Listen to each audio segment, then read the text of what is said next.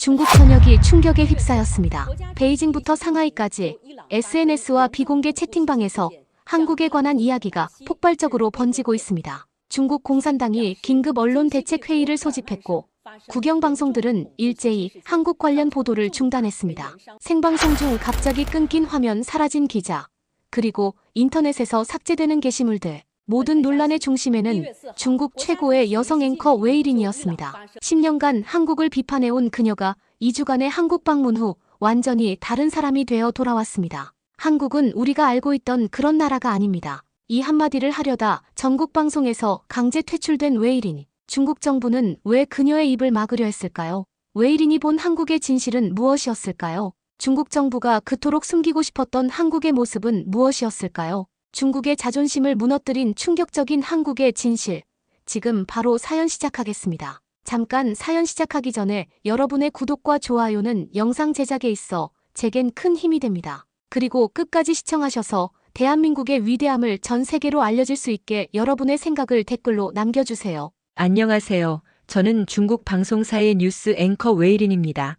저는 10년간 한국을 비판해왔지만 2주간의 한국 방문 후 모든 것이 바뀌었습니다. 그래서 제가 알게 된 사실을 알려주고 싶었어요. 한국은 제 목소리가 떨렸어요. 생방송 중이었지만 그 순간만큼은 주저할 수밖에 없었죠. 제가 말하려는 진실이 너무나 무거웠거든요. 하지만 시청자들은 알 권리가 있었습니다. 한국은 우리가 알고 있던 그런 나라가 아닙니다. 사실 한국은 그때였어요. 갑자기 화면이 흔들리더니 스튜디오 불이 꺼졌습니다. 제 마이크에서 소리가 나오지 않았고 방송은 검은 화면으로 바뀌었죠.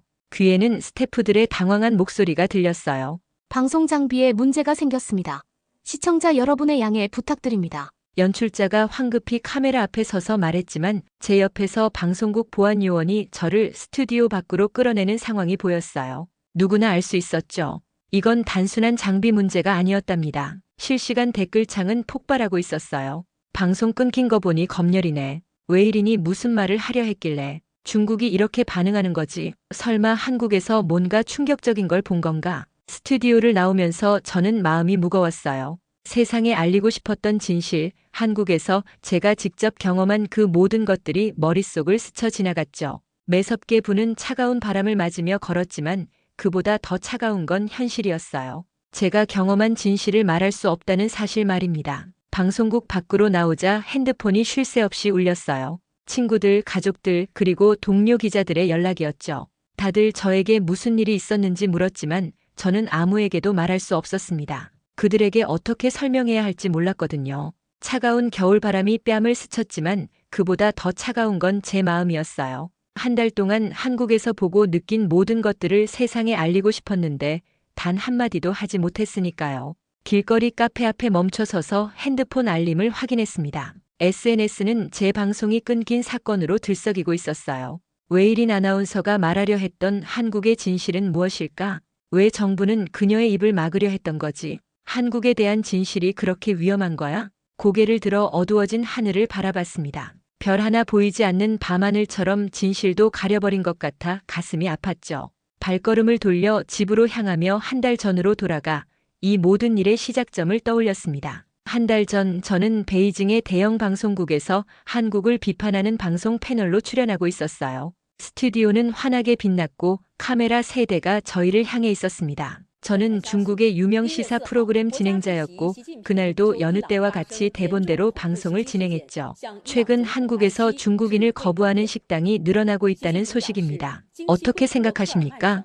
후배 기자 루이펑이 큰 화면을 가리키며 질문했습니다. 화면에는 선명한 기사 제목이 떠 있었어요. 한국, 중국인 관광객 차별 논란. 역시 한국은 우리를 싫어하는군요. 저도 고개를 끄덕이며 대답했죠.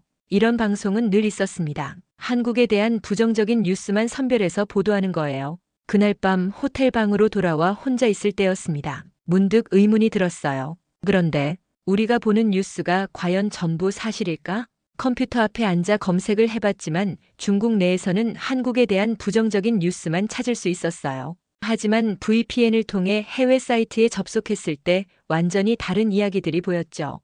혼란스러웠습니다. 어느 쪽이 진실일까? 창밖을 바라보니 베이징의 스모그가 빌딩들을 뿌옇게 감싸고 있었어요.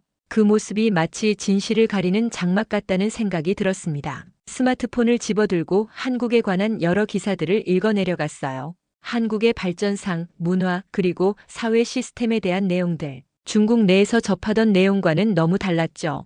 다음 날 아침 방송국으로 출근하는 길에 루이펑에게 전화를 걸었어요. 루이펑, 나 한국에 직접 가보려고 해. 진실이 궁금해. 네, 웨이린 선배, 갑자기 무슨 말씀이세요? 우리가 보도하는 내용을 직접 확인해보고 싶어. 같이 가지 않을래? 루이펑은 처음에는 망설였지만 결국 동의했어요. 그 아이도 저와 같은 의문을 품고 있었던 게 분명했죠. 우리는 한국 관광 특집 취재라는 명목으로 2주간의 한국 탐방 일정을 계획했습니다. 물론 진짜 목적은 다른 곳에 있었지만요. 비행기 표를 예약하고 취재 계획을 세우면서 저는 묘한 설렘을 느꼈어요. 마치 오랫동안 믿어왔던 진실에 의문을 품고 그 답을 찾아 모험을 떠나는 느낌이었죠. 어쩌면 모든 것이 제가 알던 대로일 수도 있었어요. 한국은 정말 중국인을 차별하는 나라일지도 모릅니다. 하지만 그 반대라면 그동안 우리가 얼마나 많은 거짓을 믿어왔던 걸까요? 출발 전날 밤 짐을 싸면서 저는 창밖을 바라봤습니다. 베이징의 밤하늘에는 별이 잘 보이지 않았어요. 스모그 때문이죠. 내일이면 다른 하늘 아래 있겠구나 하는 생각에 가슴이 두근거렸습니다. 진실을 찾기 위한 여정이 시작되는 거였어요. 인천공항에 도착했을 때 첫 번째 충격이 저희를 기다리고 있었어요. 입국장으로 걸어 들어가자 깔끔하게 정리된 입국 심사대가 보였죠. 사람들은 질서 있게 줄을 서 있었고 직원들은 미소를 지으며 여권을 확인했습니다. 이게 공항 맞아? 루이펑이 놀란 표정으로 물었어요. 저희는 입국 심사대를 통과하며 입을 다물지 못했습니다. 불과 5분 만에 모든 절차가 끝났거든요. 중국 공항에서는 입국하는 데만 1시간이 넘게 걸리는데 너무나 다른 모습이었죠. 루이펑, 뭔가 이상하지 않아? 왜 이렇게 빠르지? 선배, 정말 신기해요. 마치 다른 세계에 온 것 같아요. 공항에서 나와 택시를 탔을 때도 놀라움은 계속되었어요. 운전기사는 미터기를 정확히 켰고 빙 돌아가는 길로 가지 않았죠. 오히려 가장 빠른 길로 저희를 숙소까지 데려다 주었습니다. 요금도 정확했어요. 서울 시내로 들어서는 택시 안에서 창밖을 바라보니 도로는 깨끗했고 차들은 질서 있게 움직였습니다. 신호를 위반하는 차량이 거의 없었죠. 중국에서는 흔히 볼 수 있는 광경인데 말이에요. 도로 곳곳에 쓰레기통이 있었고 길거리에 쓰레기가 거의 보이지 않았습니다. 호텔에 도착해 체크인을 하는 과정도 놀라울 정도로 빠르고 효율적이었어요. 둘째 날 서울의 지하철역에서 루이펑은 또 한 번 깜짝 놀랐습니다. 사람들이 줄을 서서 조용히 열차를 기다리고 있었거든요. 대체 어떻게 된 거야? 누가 시킨 것도 아닌데. 루이펑이 중얼거렸어요. 중국에서는 지하철 문이 열리면 사람들이 마구 밀고 들어가는 게 일상적이었죠. 그런데 한국은 질서가 잡혀 있었어요. 더 놀라운 건 노약자에게 자리를 양보하는 문화였습니다. 억지로 하는 게 아니라 자연스럽게 말이죠. 지하철 안에서 한 청년이 노인에게 자리를 양보하는 모습을 보며 저는 중국의 지하철을 떠올렸어요. 얼마나 다른지. 한국 사람들의 얼굴에는 특별한 분위기가 있었습니다. 피곤해 보이면서도 서로를 배려하는 듯한 표정이었죠. 셋째 날 명동의 한 카페에서 저는 지갑을 놓고 나왔어요. 30분 후에야 그 사실을 깨달았죠. 가슴이 철렁했습니다. 안에는 신용카드와 현금 그리고 신분증까지 모두 들어있었으니까요. 루이펑, 내 지갑이 없어. 카페에 두고 온 것 같아. 어머, 그럼 빨리 가봐야 하는 거 아닌가요? 아마 이미. 루이펑의 말이 끝나기도 전에 저는 급히 카페로 뛰어갔어요. 가슴은 쿵쾅거렸고 머릿속으로는 최악의 상황들이 그려졌죠. 하지만 다시 돌아가 보니 직원이 환하게 웃으며 지갑을 건넸어요. 손님이 두고 가신 것 같아서 보관하고 있었습니다. 그 순간 저는 말문이 막혔어요. 중국이었다면 솔직히 말해서 이미 사라졌을 겁니다. 그 직원에게 연신 고맙다는 인사를 하고 나왔을 때 제 마음은 복잡했어요. 이런 경험들이 저를 혼란스럽게 만들었죠. 제가 알고 있던 한국과는 너무나 달랐으니까요. 루이펑, 우리가 알던 한국이 맞는 걸까? 루이펑도 고개를 갸우뚱했어요. 우리는 그날 밤 늦게까지 한국에서 본 것들에 대해 이야기를 나눴습니다. 두 사람 모두 의문이 생기기 시작했죠. 과연 우리가 중국에서 듣던 한국의 모습이 진짜일까? 닷새째 되는 날 저희는 한강공원을 찾았어요. 봄바람이 살랑이는 평화로운 오후였죠. 한국인 가족들이 돗자리를 펴고 피크닉을 즐기는 모습이 보였습니다. 아이들은 뛰어놀고 어른들은 이야기를 나누며 웃고 있었어요.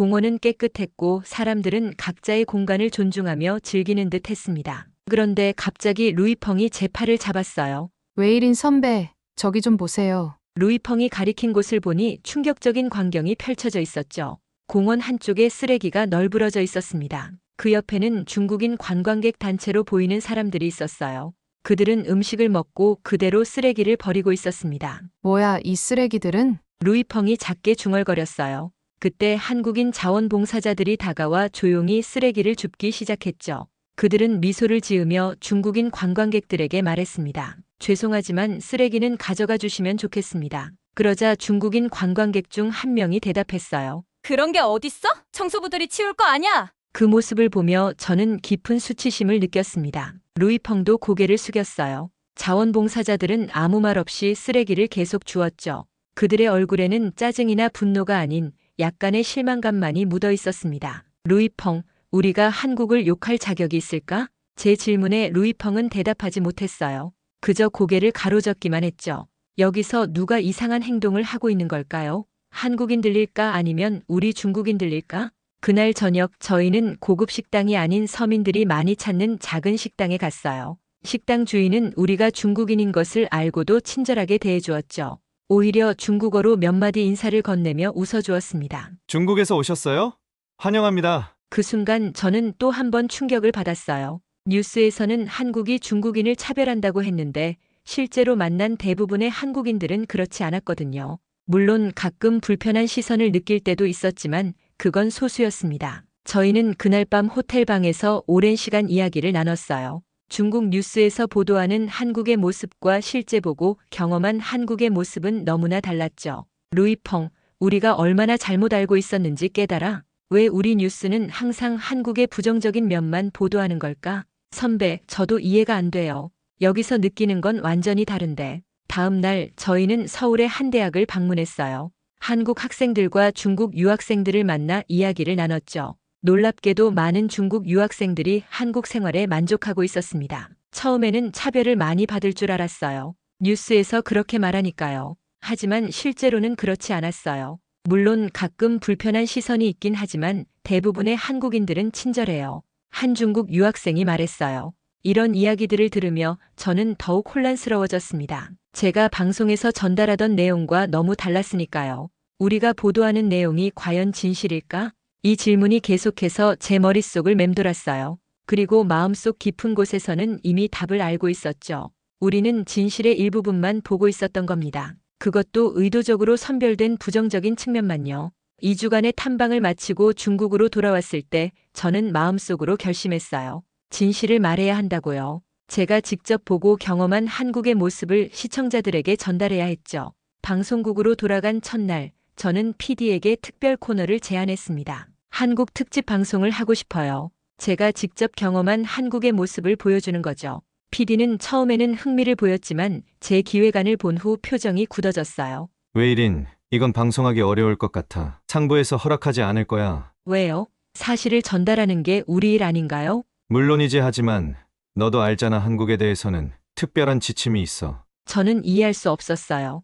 왜 진실을 말하면 안 되는 걸까요? 하지만 포기하지 않았습니다. 몇 번의 거절 끝에 결국 생방송 시간에 짧게나마 한국에 대한 이야기를 할 기회를 얻었어요. 그리고 그날이 바로 방송이 끊긴 날이었죠. 방송 전날 밤 저는 잠을 이루지 못했어요. 어떤 말을 해야 할지, 어디까지 말해도 괜찮을지 고민했습니다. 진실을 말하고 싶었지만 그로 인한 결과도 두려웠죠. 하지만 아나운서로 양심이 저를 밀어붙였어요. 사람들은 진실을 알 권리가 있었습니다. 방송 당일 스튜디오에 들어서는 순간부터 이상한 긴장감이 감돌았어요. 스태프들의 눈빛이 달랐고 PD는 평소보다 더 예민해 보였죠. 하지만 저는 결심했습니다. 이미 돌아갈 수 없는 강을 건너고 있었어요. 한국은 우리가 생각했던 나라가 아니었습니다. 오히려 그 순간 방송이 끊겼죠. 방송국 내부에서 강제 검열이 진행된 것입니다. 스튜디오에서 쫓겨나듯 나오면서 저는 깊은 좌절감을 느꼈어요. 진실을 말할 수 없다니 이게 과연 옳은 일일까요? 집으로 돌아와 컴퓨터 앞에 앉았습니다. 한국에서 찍은 사진과 영상들, 그리고 메모해둔 경험들을 하나하나 정리했어요. 그리고 결심했죠.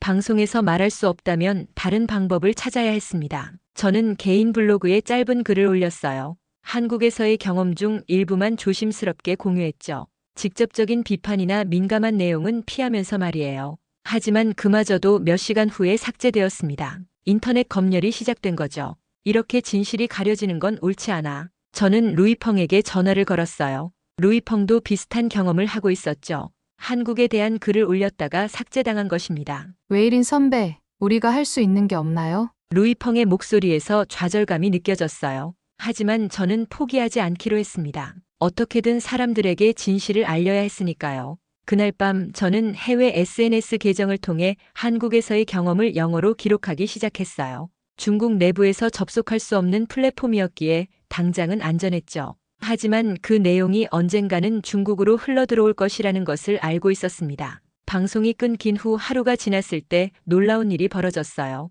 제가 방송에서 하려던 말의 내용이 중국 SNS에 유출된 것입니다. 누군가 방송국 내부에서 정보를 흘린 것 같았어요. 비록 짧은 내용이었지만 그것만으로도 파장은 컸죠. 정부가 왜 한국에 대한 진실을 숨기려 하지? 우리가 듣던 한국과 너무 다른데? 댓글들이 폭주했습니다. 사람들은 궁금해했어요. 웨이린이 말하려던 한국의 진실이 무엇인지, 왜 정부가 그것을 숨기려 하는지 말이죠. 저는 집에 있었지만 바깥 세상의 반응을 지켜보며 마음이 복잡했어요. 한편으로는 사람들이 진실에 관심을 갖는 것이 기뻤지만 다른 한편으로는 불안했죠. 이 일로 제가 어떤 처벌을 받게 될지 몰랐으니까요. 그날 밤 저는 익명의 메시지를 받았습니다. 웨이린 씨, 당신이 용기 있게 행동해준 덕분에 많은 사람들이 눈을 뜨기 시작했습니다. 포기하지 마세요. 누가 보낸 건지 알 수 없었지만 그 메시지는 저에게 큰 위로가 되었어요. 하지만 동시에 더 조심해야 한다는 경고이기도 했습니다. 다음 날 또 놀라운 소식이 들려왔어요. 제가 방송에서 말하려 했던 내용의 전문이 해외 SNS 플랫폼에 올라온 것입니다. 누군가 제 메모를 입수한 것 같았어요. 그리고 그 글은 빠르게 번역되어 중국 내부로 다시 흘러들어왔습니다. 한국은 우리가 생각했던 것보다 훨씬 발전된 나라입니다. 질서와 예의 그리고 시스템이 잘 갖춰져 있어요. 물론 완벽한 나라는 아니지만 우리가 배울 점이 많습니다. 왜 우리는 항상 한국의 부정적인 면만 보도하는 걸까요? 이것이 진정한 언론의 역할일까요? 그 글은 빠르게 퍼져나갔고 정부의 검열에도 불구하고 계속해서 재생산되었습니다. 사람들은 스크린샷을 찍어 공유했고 내용을 조금씩 바꿔가며 검열을 피해 퍼뜨렸어요. 불꽃은 이미 번져나가고 있었습니다. 저는 창밖을 바라보며 깊은 생각에 잠겼어요. 한국에서 본 모든 것들, 그리고 중국으로 돌아와 겪은 검열과 억압, 이 모든 것들이 제 인생을 완전히 바꿔놓았죠. 더 이상 예전의 웨이린이 아니었습니다. 진실을 알게 된 후에는 다시 거짓 속에서 살 수 없었어요. 다음 날 아침 또 다른 변화가 있었습니다. 제가 방송국에서 퇴출당했다는 소식이 공식적으로 발표된 거예요. 이유는 회사 정책을 위반했기 때문이라고 했죠. 하지만 모두가 진짜 이유를 알고 있었습니다. 제가 진실을 말하려고 했기 때문이었어요. 그날 오후 저는 갑자기 수많은 메시지를 받기 시작했습니다. 대부분은 저를 응원하는 내용이었어요. 특히 젊은 네티즌들은 저를 진실의 수호자라고 부르며 지지했습니다. 물론 비난하는 사람들도 있었죠. 저를 배신자라고 부르는 사람들도 있었어요. 하지만 가장 놀라운 것은 많은 사람들이 한국에 대한 진실을 더 알고 싶어 한다는 것이었습니다. 사람들은 질문했어요. 웨이린 씨, 한국은 정말 그렇게 다른가요? 왜 우리 정부는 이런 사실을 숨기려고 할까요? 중국도 한국처럼 변할 수 있을까요? 어느새 제 개인적인 경험이 국가적 논쟁으로 번져나가고 있었습니다. 이건 단순히 한국과 중국의 관계 문제가 아니었어요. 더 근본적인 문제였죠. 진실과 거짓, 자유와 통제 사이의 갈등이었습니다. 그리고 저는 그 한가운데 서 있었어요. 루이펑과 통화하면서 저는 더 큰 결심을 하게 되었습니다. 루이펑, 이제 돌아갈 수 없어. 시작된 불꽃은 계속 번져나갈 거야. 선배, 정말 괜찮으세요? 많이 위험할 수도 있어요. 알아. 하지만 누군가는 이 불꽃을 지켜야 해. 진실이 완전히 꺼지지 않게 말이야. 그날 밤 저는 또 다른 글을 썼습니다. 이번에는 해외 뉴스 사이트에 직접 투고했어요. 중국 기자가 본 한국의 진실이라는 제목의 글이었죠. 그리고 그 글은 다시 한번 파도처럼 중국 내부로 흘러들어왔습니다. 더 이상 막을 수 없는 진실에 번져가는 불꽃이었어요. 방송국에서 퇴출된 지 일주일 후 저는 더 이상 공식적인 기자가 아니었습니다. 하지만 오히려 더 많은 사람들이 저를 알아보기 시작했어요. 길을 걷다 보면 사람들이 다가와 작은 목소리로 말했습니다. 웨이린 씨, 용기 내줘서 고마워요. 그런 말들이 저를 버티게 했습니다. 동시에 놀라운 변화가 일어나고 있었어요. 중국 네티즌들 사이에서 한국에 대한 관심이 폭발적으로 증가한 것입니다. 왜 한국에 대한 진실을 숨기는 거지? 우리가 듣던 한국과 너무 다른데? 중국은 왜 저렇게 변하지 않는 거야? 이런 질문들이 SNS를 뜨겁게 달구었습니다. 처음에는 정부가 강력한 검열로 이 논란을 덮으려 했어요. SNS에서는 한국에 대한 긍정적인 언급이 차단되었고, 제가 한국에서 겪은 이야기들도 검색되지 않도록 막혔습니다. 하지만 그럴수록 사람들은 더 궁금해했어요. 금지된 과일은 언제나 더 달콤하니까요. 진짜로 한국이 그렇게 좋은 나라였던 거야? 이런 의문들이 퍼지자 몇몇 중국 기자들이 직접 한국을 방문해 사실을 확인하겠다고 나섰습니다. 그들 중 일부는 제 후배들이었어요. 그들은 조심스럽게 저에게 연락해 조언을 구했습니다. 웨이린 선배, 진짜 한국은 어땠나요? 저희가 직접 가서 확인하고 싶어요. 저는 그들에게 솔직하게 제 경험을 이야기해 주었습니다. 그리고 조심하라고 당부했죠. 그렇게 새로운 물결이 시작되었어요. 한 달이 지났을 때 이 사건은 단순한 개인의 경험을 넘어서 더 큰 논쟁으로 발전했습니다. 사람들은 이제 근본적인 질문을 던지기 시작했어요. 왜 한국은 그토록 빠르게 발전할 수 있었을까? 질서와 법치가 그렇게 자연스럽게 이루어지는 이유는 무엇일까? 우리 중국은 무엇이 다른가? 이러한 질문은 단순히 한국과 중국의 차이를 넘어서 사회 구조와 시스템에 대한 근본적인 의문으로 이어졌습니다. 검열은 여전했지만 사람들은 더 창의적으로 의견을 교환하기 시작했어요. 우회적인 표현을 사용하거나 비유와 메타포를 통해 말이죠. 약 한 달 후 중국 내부에서도 분위기가 조금씩 바뀌기 시작했습니다. 일부 언론은 조심스럽게 한국의 발전된 시스템을 소개하기 시작했어요. 한국의 대중교통 시스템은 세계적으로 인정받고 있습니다. 한국의 도로와 시민 질서는 우리가 배울 점이 많습니다. 이전까지는 한국을 깎아내리는 뉴스만 보도되었지만 이제는 조금씩 좋은 점을 인정하는 기사들이 등장하기 시작했습니다. 중국 정부도 더 이상 이 흐름을 완전히 막을 수 없었어요. 저는 그 사이에 많은 인터뷰 요청을 받았습니다. 물론 중국 내 언론에서는 아니었어요.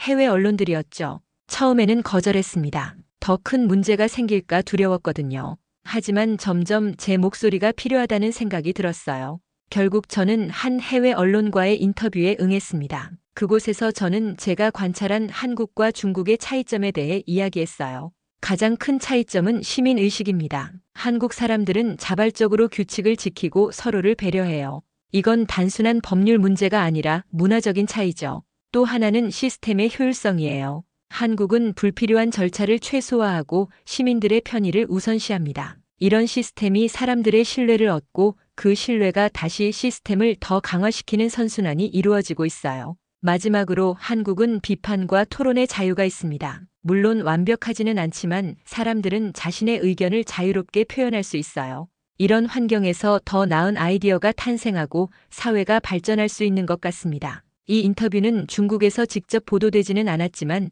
다양한 경로로 중국 내부에 전해졌습니다. 사람들은 VPN을 통해 해외 뉴스를 보거나 번역된 내용을 비공개 그룹에서 공유했어요. 제 말이 거창하거나 어렵지 않았기 때문에 많은 사람들이 공감했죠. 우리는 한국을 욕할 게 아니라 배워야 한다. 이제 이 말은 저 한 사람의 생각이 아니라 중국 국민들 사이에서도 퍼지고 있었습니다. 물론 여전히 많은 제약과 검열이 있었지만 작은 변화들이 일어나고 있었어요. 그 과정에서 저는 많은 사람들에게 메시지를 받았습니다. 특히 젊은 학생들이었죠. 웨이린 선배님, 저도 한국에 유학 가려고 생각 중이에요. 정말 그렇게 다른가요? 중국도 언젠가 한국처럼 변할 수 있을까요?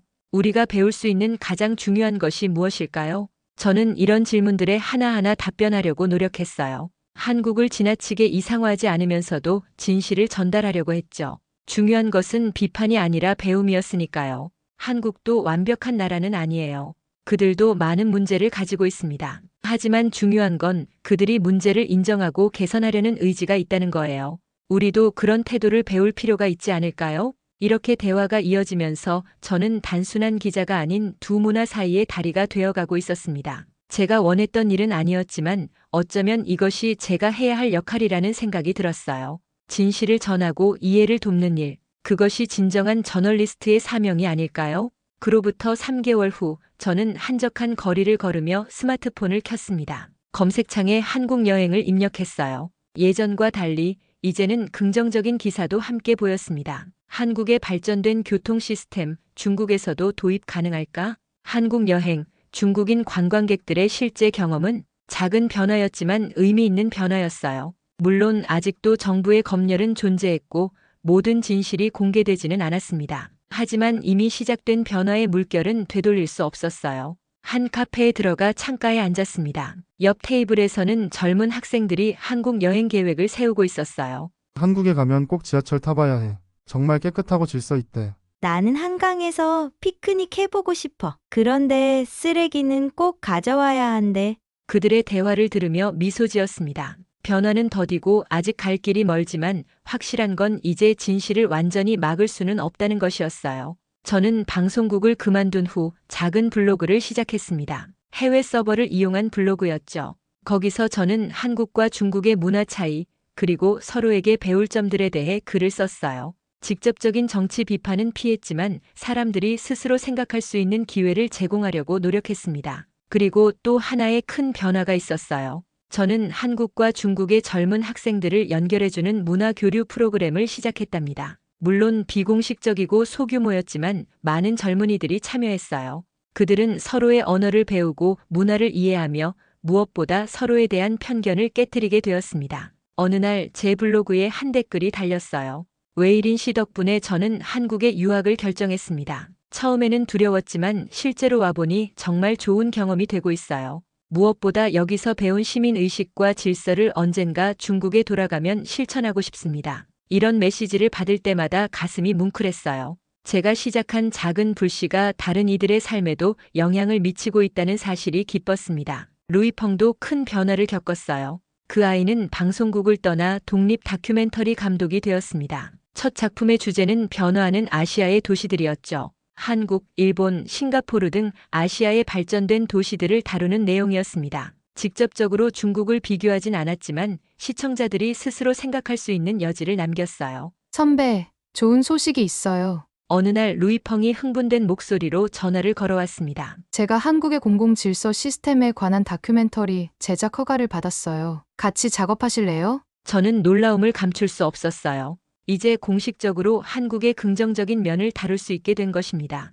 물론 여전히 많은 제약이 있겠지만 이것만으로도 큰 진전이었죠. 물론이지. 진실을 전하는 일에 도움이 된다면 언제든지. 그날 저녁 저는 오랜만에 조용히 창밖을 바라봤습니다. 베이징의 밤하늘에는 여전히 스모그가 끼어 별이 잘 보이지 않았지만 마음은 어느 때보다 맑았어요. 진실은 언젠가는 반드시 드러난다는 사실을 알게 되었으니까요. 스마트폰에 새 알림이 떴습니다. 한국에서 유학 중인 제자가 보낸 메시지였어요. 선생님, 오늘 한국 친구들과 저희 중국 문화에 대해 이야기했어요. 그들도 우리에 대해 많이 알고 싶어 했습니다. 서로 이해한다면 미래는 더 밝아질 거라고 생각해요. 그 메시지를 읽으며 저는 웃음을 지었습니다. 그렇게 작은 변화들이 하나둘씩 쌓여가고 있었어요.